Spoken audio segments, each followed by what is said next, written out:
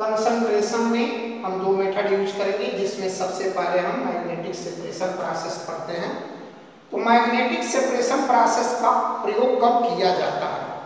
तो इसकी डिफिनीशन ये होती है कि वे अयस्क जिसमें लौह चुंबकीय गुण यानी मैग्नेटिक प्रॉपर्टी पाई जाती है, लौह चुंबकीय गुण पाया जाता है, तो उसका सांद्रण जो होता है वह चुंबकीय पृथक्करण विधि द्वारा किया जाता है। मैग्नेटिक प्रॉपर्टी होना जरूरी है।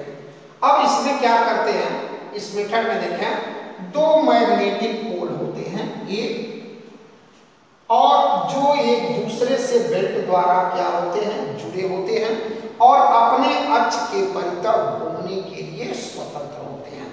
ये बेल्ट द्वारा जुड़े होते हैं, घूमने के लिए स्वतंत्र होते हैं। ये हापर है, इसमें हम क्या करते हैं, अयस्क के बारीक चोर को भर देते हैं और गिराते हैं। जब गिराते हैं तो यह बेल्ट पर गिरते हैं और बेल्ट पर गिरने के बाद इस बेल्ट के सहायता से हम इसके पास आते हैं। जब आते हैं तो आपको मालूम होगा कि जो अशुद्धियां होंगी वो चुंबक द्वारा प्रभावित नहीं होती हैं, आकर्षित नहीं होती हैं, इसलिए वह पोल से दूर जाकर के एकत्र हो जाती हैं। जबकि शुद्ध धातु जो होता है वह इस बेल्ट से चिपक जाता है और इसके बाद वह यहाँ तक आता है, और आने के बाद यहाँ से आप देखेंगे, यहाँ से आने के बाद इसका जब ये दोनों का संपर्क टूटता है, जब टूटेगा तो उस कंडीशन में आप देखेंगे होता क्या है कि जब टूटेगा तब ये यहाँ एकत्रित हो जाता है, यानी लौह चुंबकीय जो पदार्थ होगा जिसको प्योर हम मेटल कह सकते हैं, यहाँ पर एकत्रित होता है और अशुद्धियां जो है यहाँ पर, और ये दोनों एक दूसरे से चुंबकीय गुण के कारण पृथक हो जाती है। इसलिए इस विधि का नाम पड़ गया चुंबकीय पृथक्करण विधि कहते हैं।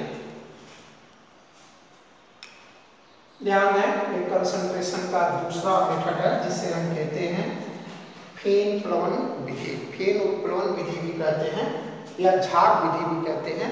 तो ये था दूसरा प्रोसेस सांद्रण का, और सांद्रण में इस बात का ध्यान रखेंगे केवल अघुलनशील अशुद्धियों को निकाला जाता है।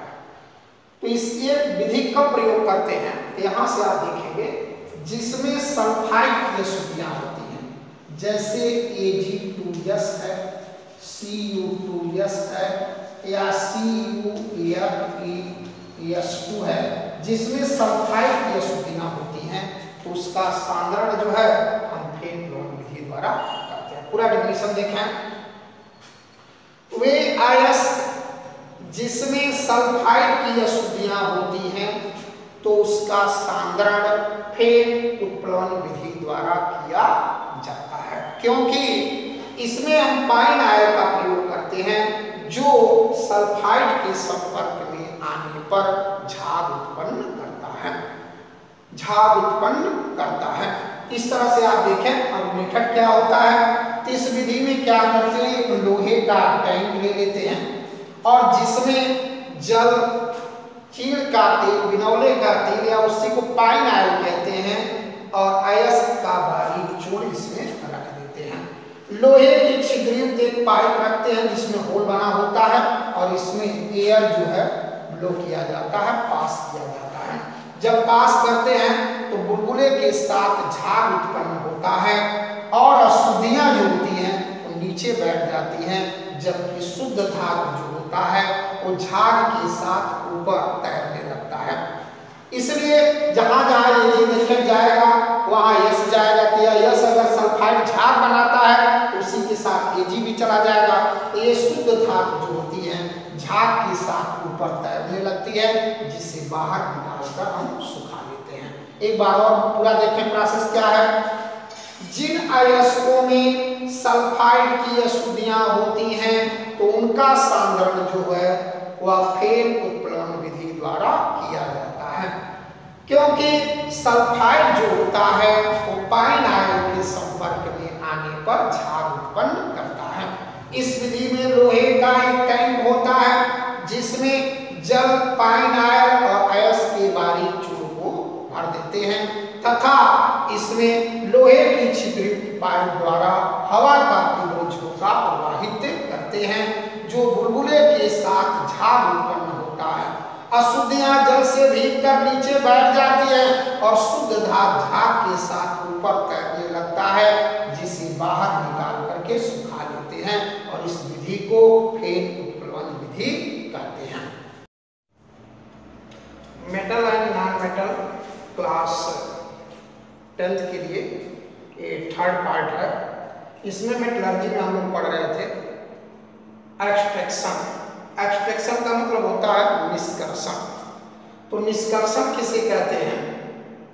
तो निष्कर्षण में क्या होता है, हम घुलनशील अशुद्धियों को निकाला जाता है। परिभाषा एक्सट्रैक्शन की क्या होती है?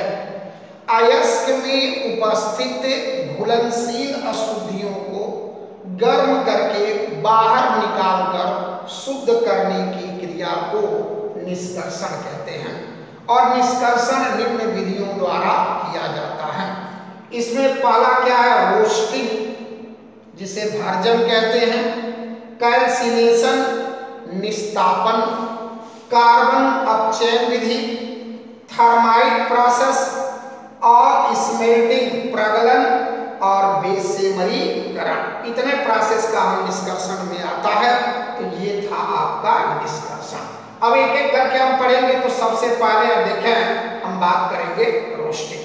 तो रोस्टिंग क्या होता है? तो रोस्टिंग के लिए हम क्या करते हैं? पहली परिभाषा रोस्टिंग की क्या होती है? जो अयस्क होता है उसको हम क्या करते हैं? ऑक्सीजन की उपस्थिति में गर्म करते हैं।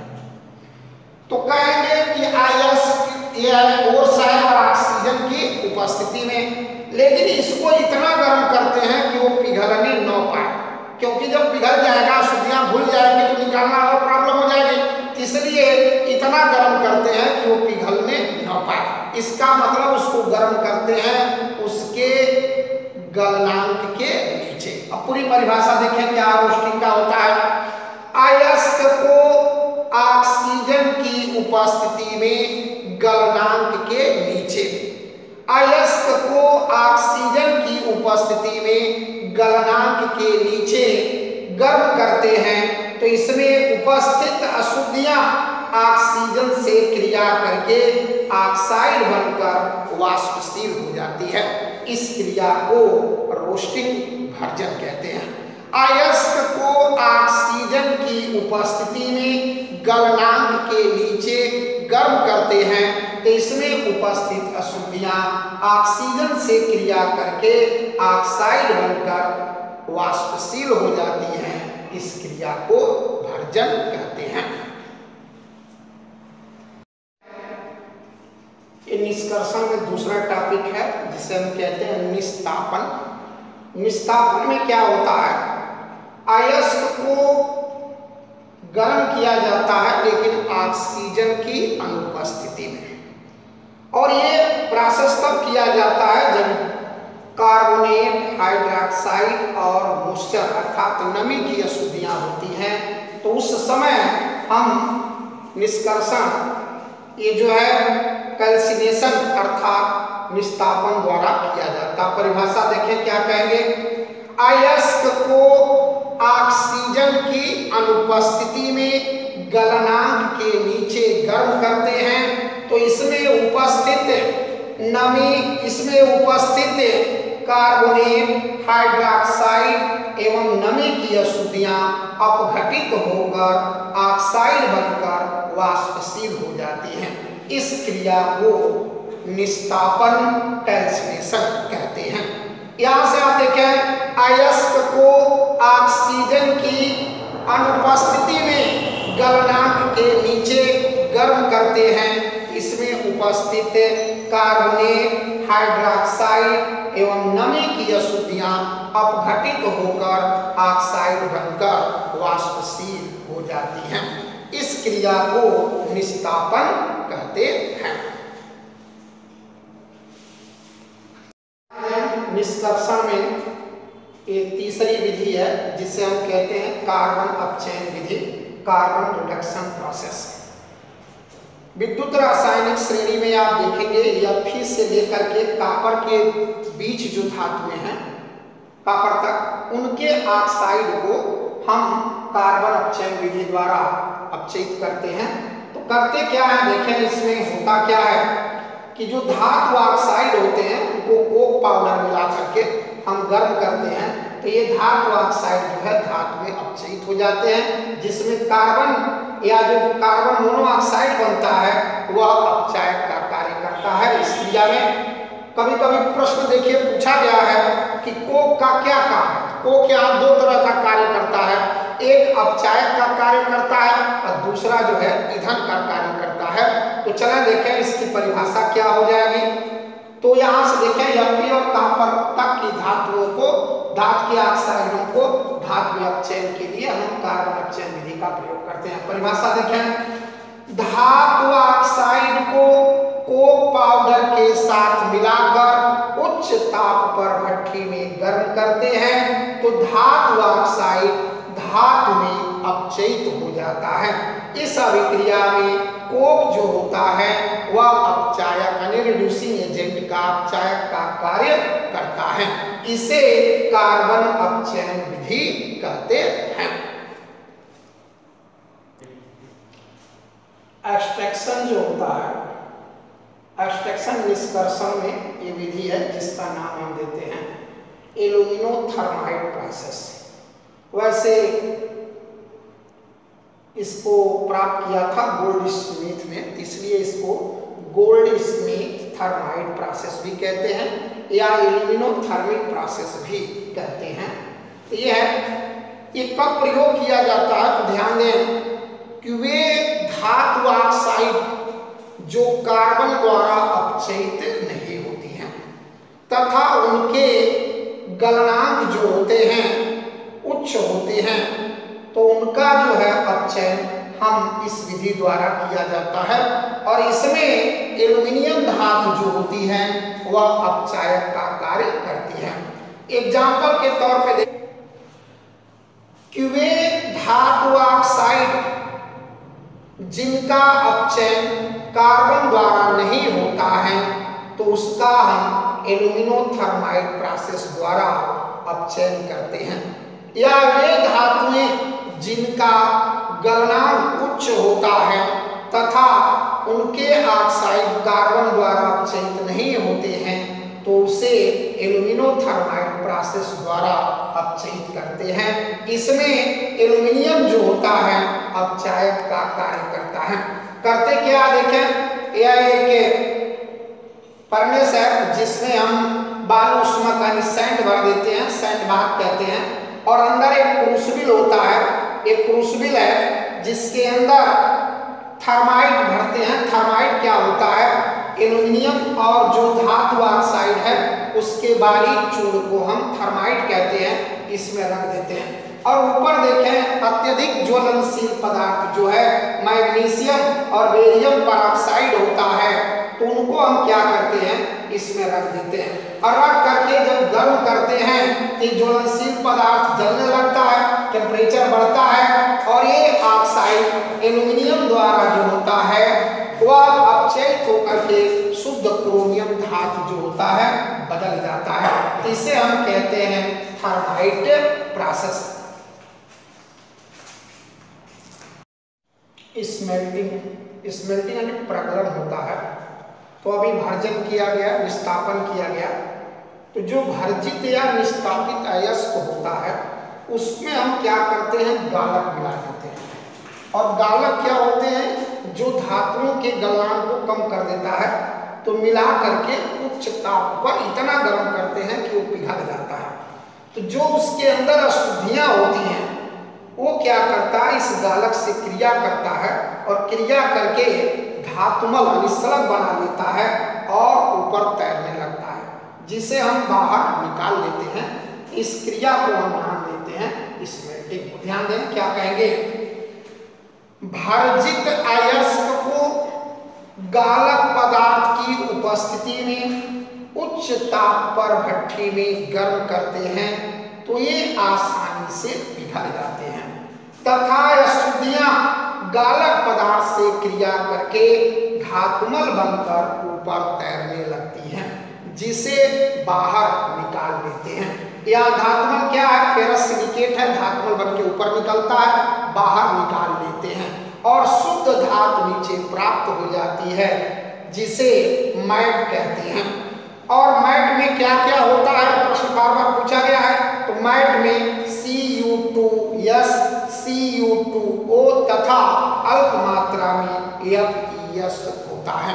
एक बार और देखें, भारित अयस्क को गालक पदार्थ की उपस्थिति में उच्च ताप पर भट्ठी में रखकर गर्म करते हैं तो ये आसानी से पिघल जाते हैं। अशुद्धियां गालक पदार्थ से क्रिया करके धातुमल बनकर ऊपर तैरने लगती हैं, जिसे बाहर निकाल लेते हैं, तथा शुद्ध धातु नीचे एकत्रित होती है, जिसे मैट कहते हैं। और इसमें Cu2S, Cu2O तथा अल्प मात्रा में FeS होता है। ये निष्कर्षण में बेसिमरीकरण होता है और बहुत ही इंपॉर्टेंट टॉपिक है। बेसिमरीकरण क्या होता है इसमें देखें। तो बेसेमर लोहे का एक टैंक होता है जिसके अंदर कैल्शियम ऑक्साइड एवं मैग्नीशियम ऑक्साइड का लेप लगा होता है। और यह टैंक जो है यह अपने अक्ष के परितः घूमने के लिए स्वतंत्र होता है। अभी हम पीछे प्राप्त किए थे मैट, तो मैट को क्या करते हैं, छोटे छोटे टुकड़े करके रख करके यहाँ से देखें गर्म हवा इसमें प्रवाहित करते हैं तो ये आसानी से पिघल जाते हैं। पिघलने के बाद क्या करते हैं, इस पर प्लेट लगा करके इसको हम घुमाते हैं। तो घुमाते हैं तो होता क्या है, स्वॉप चैन क्रिया होती है।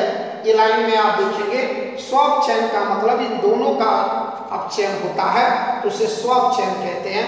स्वॉप चैन अभिक्रिया के फलस्वरूप सल्फर डाइऑक्साइड गैस जो है वो बुलबुले के रूप में बाहर निकलती है, जिससे कॉपर में क्या होता है, फफोला पड़ जाता है। इसलिए ऐसे प्राप्त कॉपर को फफोलेदार कॉपर कहते हैं और इसकी प्योरिटी 98% होती है। एक बार और देखें, बेसेमर लोहे का एक टैंक होता है जिसके अंदर कैल्शियम ऑक्साइड और मैग्नीशियम ऑक्साइड का लेप लगा होता है, अस्तर लगा होता है। यह टैंक अपने अक्ष के परितः घूमने के लिए स्वतंत्र होता है। मैट के छोटे छोटे टुकड़े को रखकर गर्म हवा प्रवाहित करते हैं तो ये पिघल जाते हैं तथा इसे अपने अक्ष पर घुमाकर स्थिर रखते हैं। तो जो अशुद्धियां होती हैं, SiO2 की अशुद्धियां, ये कैल्शियम ऑक्साइड से क्रिया करके धातुमल बनकर ऊपर जो है तैरने लगती हैं, जिसे बाहर निकाल देते हैं तथा स्व अपचयन अभिक्रिया के फलस्वरूप सल्फर डाइऑक्साइड गैस बुलबुले के रूप में बाहर निकलती है, जिससे कॉपर में फफोला पड़ जाता है। इसलिए इसे फफोलेदार या ब्लिस्टर कॉपर कहते हैं। इसकी शुद्धता लगभग 98% होती है। टॉपिक है प्यूरिफिकेशन, शोधन। शोधन का मतलब ये होता है निष्कर्षित धातु को शुद्ध धातु में परिवर्तित करने के लिए जिस विधि का प्रयोग करते हैं उसे शोधन कहते हैं। और यहाँ पर हम धातुओं का शोधन वैद्युत अपघटन विधि द्वारा करते हैं। इस विधि में एक टैंक होता है जिसमें हम जिस धातु का शोधन करना होता है उसके 10% विलयन यानी कॉपर सल्फेट का 10% का विलयन इसमें भर देते हैं। भरने के बाद क्या करते हैं, जो अशुद्ध कॉपर है उसको राड बना के इसमें रख देते हैं।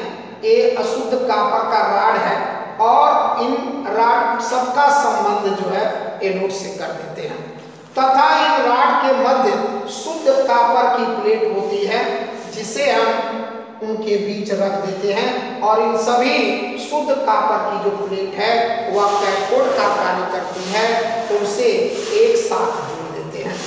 इन इलेक्ट्रोडों में विद्युत धारा प्रवाहित करते हैं तो बेलन जो होते हैं शुद्ध बेलन वह गलने लगते हैं, अशुद्धियां नीचे बैठ जाती हैं और शुद्ध धातु जो होता है वह प्लेट पर जो होता है इस तरह से जमने लगता है। यह जम जाता है, जमने के बाद क्या होता है और ये बेलन गल के समाप्त हो जाते हैं। तो उसके बाद जब ये पूरा जम जाता है, अशुद्ध बेलन समाप्त हो जाते हैं गल के, तो इसको प्लेट निकाल के बाहर उस पे से जमा हुआ शुद्ध कॉपर को एकत्र कर लेते हैं और इसकी शुद्धता जो है लगभग 99.98% होती है। एक बार और देखें, इस विधि में एक टैंक होता है जिसमें कॉपर सल्फेट के 10% विलयन को भर देते हैं तथा अशुद्ध कॉपर के राड को रख करके एनोड से जोड़ देते हैं तथा इनके मध्य शुद्ध कॉपर की प्लेट लगी होती है जिसको कैथोड से जोड़ देते हैं।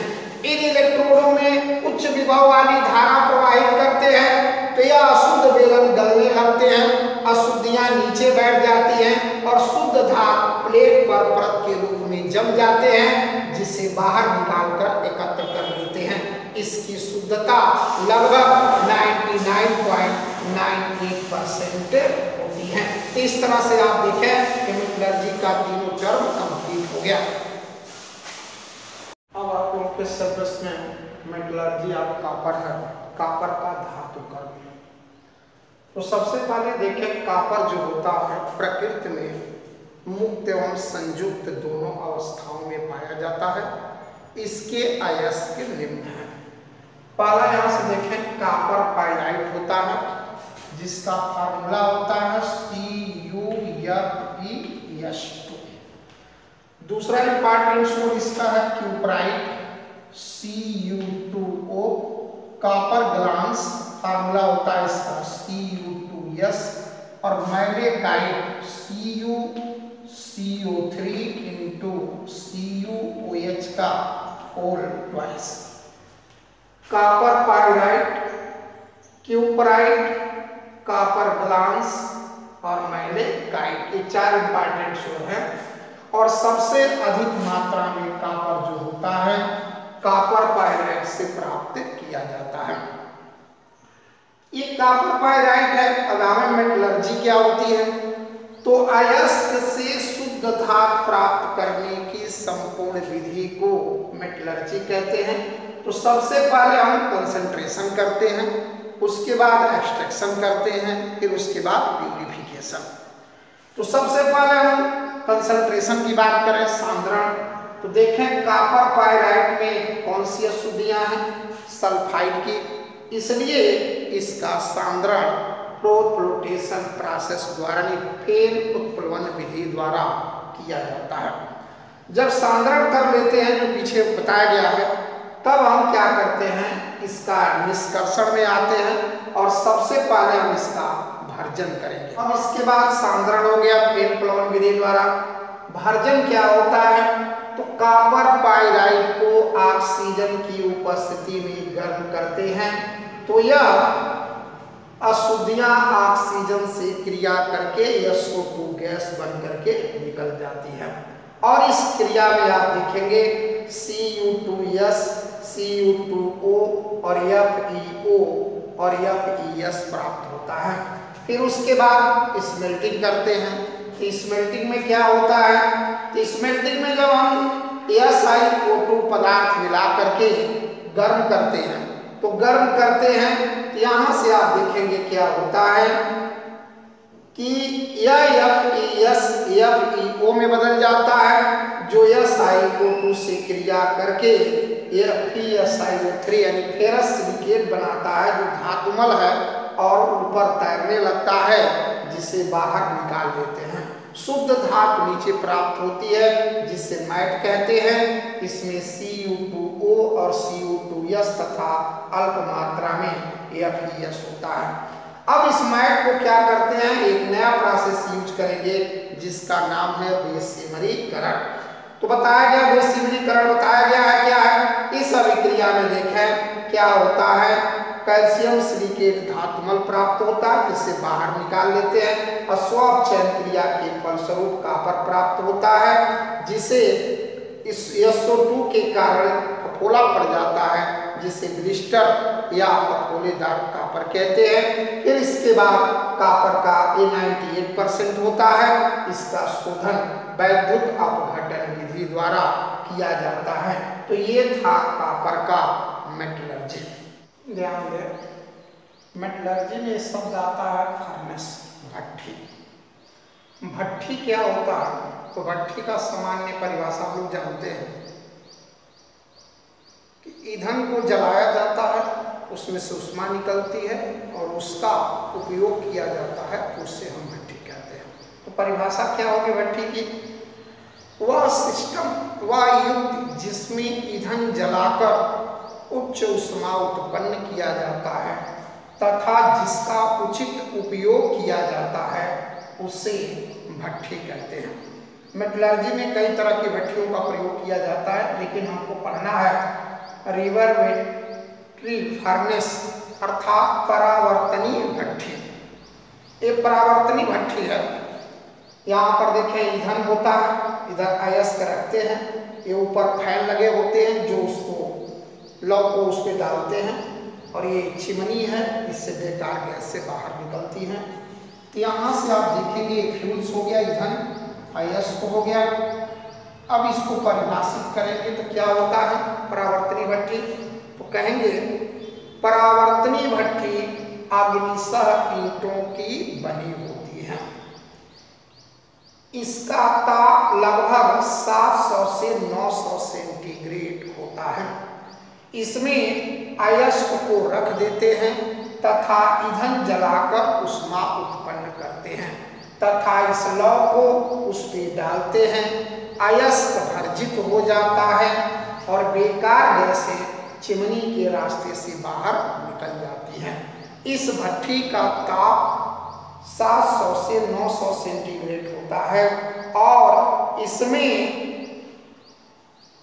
भर्जन क्रिया, नमी का वाष्पन तथा निम्न गलनांक वाली धातुओं को गलाया जाता है। एक बार और देखें, वह युक्ति जिसमें ईंधन जलाकर उच्च ऊष्मा उत्पन्न करते हैं तथा उसका उचित उपयोग करते हैं, उसे भट्ठी कहते हैं। हमें पढ़ना है परावर्तनीय भट्ठी। यह एक अग्निशः ईंटों की बनी होती है। इसमें अयस्क को रख देते हैं, ईंधन जलाते हैं और यह भट्ठी उस समय प्रयोग किया जाता है जब अयस्क और ईंधन को एक दूसरे से दूर रखकर गर्म करना होता है। ईंधन को जलाते हैं, लौ उत्पन्न होती है, इसको इस पे डालते हैं, अयस्क भर्जित हो जाता है और बेकार गैसें चिमनी के रास्ते से बाहर निकल जाती हैं। और इस भट्ठी का ताप 700 से 900 सेंटीग्रेड होता है। इसमें नमी का वाष्पन और भर्जन क्रिया तथा इसमें निम्न गलनांक वाली धातुओं को गलाया जाता है। एक गालक क्या होता है? गालक का नाम से स्पष्ट है कि जो धातुओं को आसानी से गला दे, गालक होता है। और आसानी से गला देने का अर्थ क्या होता है कि जिस ताप पर वो पिघलता है उस ताप को कम कर देता है, अर्थात उसके गलनांक को कम कर देता है। तो गालक किसे कहते हैं? वे पदार्थ जिनकी उपस्थिति में धातुओं का गलनांक कम हो जाता है, अर्थात जिनकी उपस्थिति में धातुएं आसानी से पिघल जाती हैं, तो उसे गालक कहते हैं। मेटलर्जी में गालक का प्रयोग करते हैं। तो गालक का चुनाव कैसे करते हैं कि कौन सा गालक कहाँ प्रयोग करेंगे? तो उसके लिए देखें, अशुद्धियां दो प्रकार की होती हैं, एक अम्लीय और एक क्षारीय। जब अम्लीय अशुद्धियां होती हैं तो उस समय क्षारीय गालक का प्रयोग किया जाता है और जब क्षारीय अशुद्धियां होती हैं तो अम्लीय गालक का प्रयोग किया जाता है।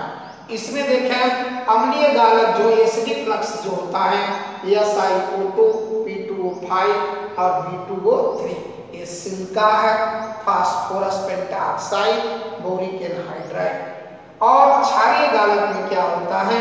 Magnesium oxide, calcium oxide. इसका मतलब जब अम्लीय अशुद्धियां होती हैं तो उस समय क्षारीय गालक का प्रयोग करते हैं और जब क्षारीय अशुद्धियां होती हैं तो अब उस समय हम अम्लीय गालक का प्रयोग करते हैं। और इसी के साथ ये चैप्टर समाप्त हो गया। ये था मेटलर्जी।